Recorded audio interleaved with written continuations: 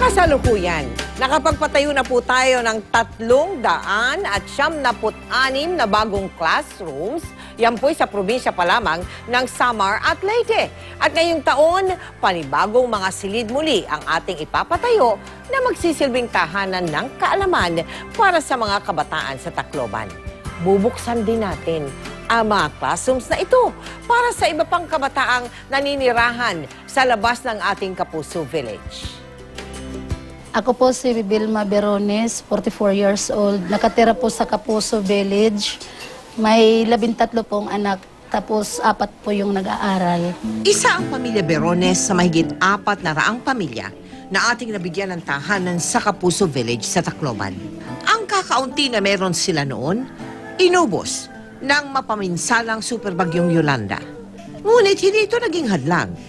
Bagkus, patuloy na nagsikap si Vilma upang matustusan ang pag-aaral ng mga anak.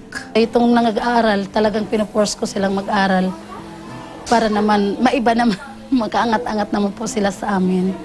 Kasama ang anak na si Mariel, maaga pa lang, nagtungo na mag-ina sa tambakan upang mangalakal. Araw-araw doon po ako nagngangalakal ng mga plastik, lata, tapos mga bakal. Ang maliit na kinikita pinagkakasya ni Vilma para sa pag-aaral ng kanyang mga anak.